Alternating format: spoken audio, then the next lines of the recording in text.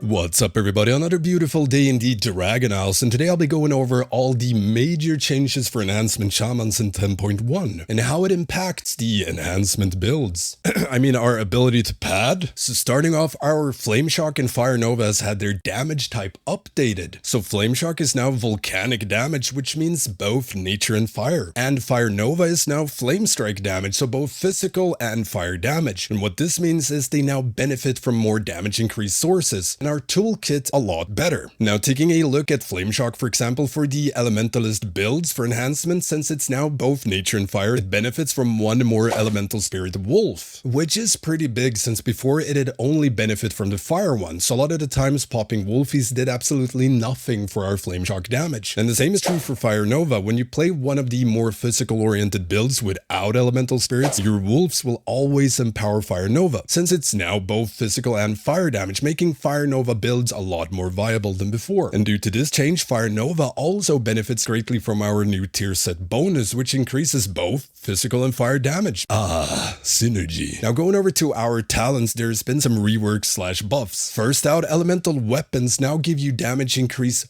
per weapon imbue you currently have. So if maxed out, you get 5% per weapon imbue, and what this effectively does is kill the no Wind Fury weapon builds that a lot of players been using. For some builds, you could skip Wind Fury weapon to put that talent somewhere else, but now doing so means 5% less Fire Frost and nature damage, so it will pretty much never be worth it. I am personally a big fan of this. I did play without Wind Fury weapon a lot, but I always disliked it, and I felt like either Wind Fury weapon should just be baseline, or they need to do something, so we kind of have to play with it, because what the hell is enhancement without Wind Fury? Huh? Are you crazy? Now, for the more fun updates, they've reworked-ish how deeply rooted elements work in order to make it more consistent, so that you don't either get 8 procs in a row and go God mode, or no procs for 3 minutes and go sad mode.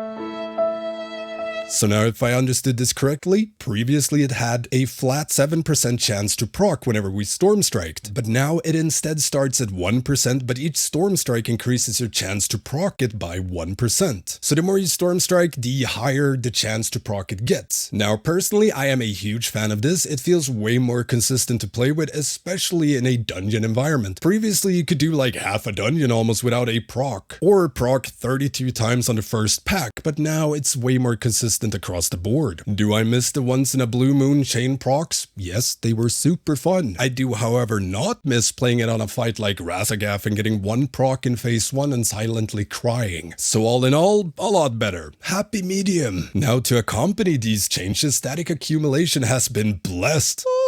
They've added a 20% chance to refund all Maelstrom spent on Chain Lightning and Lightning Bolt. Always. All the time. Now, I am a sucker for RNG procs like this. I love Divine Purpose as a paladin, and this is in the same spirit. Not only is this insanely strong in and of itself, being able to chain out spenders, but the Maelstrom refunded by this counts towards Feral Spirit CDR from the talent Witch Doctor's Ancestry. So throw away a 10-stack Chain Lightning, static refunds it, you get to Chain Lightning again, and it reduces Feral Spirit cooldown by 20 seconds, and it can proc back to back. Yeah, I'll just throw away 3 Chain Lightnings and get a minute off my Wolfies, let's go! But most importantly, it is so much fun to play with, just a big old dopamine boost whenever you slap out a Chain Lightning, and boom, you're back on full Maelstrom again. Chain Lightning again, but wait, what's this? It's procced again?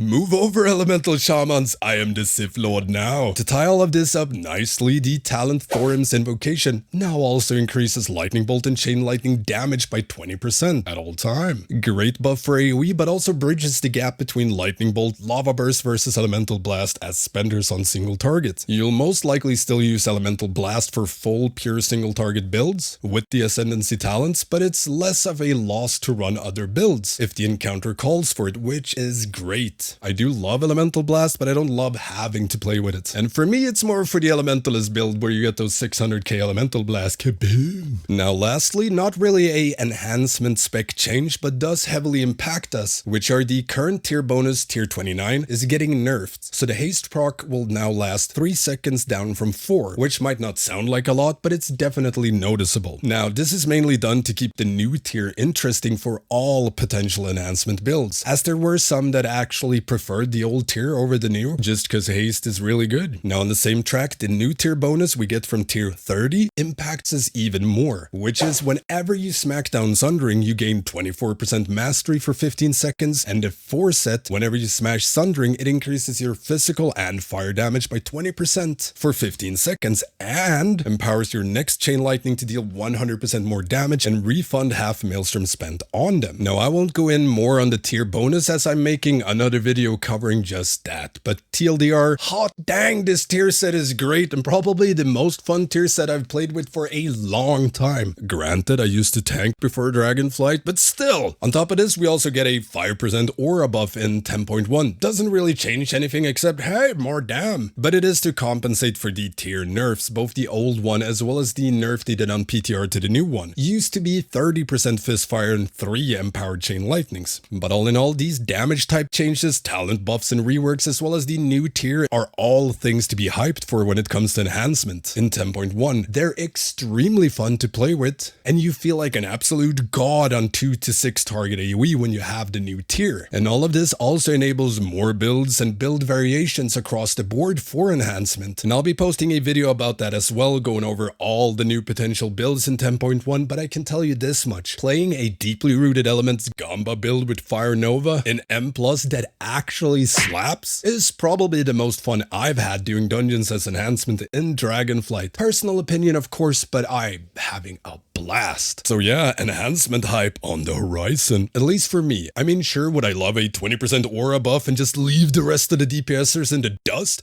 Yeah, but even without that, I'm having the time of my life slapping as enhancement. And yeah, that's pretty much it. Like I said, more enhancement videos and guides incoming for 10.1, so don't forget to subscribe and hit that notification bell. It also really helps me out. YouTube metrics! Now, if you have any questions, make sure to hit me up here or become a patron or Twitch sub and get access to the Stankie Gaming Discord, among other things. And thank you all for watching. I will see you next time.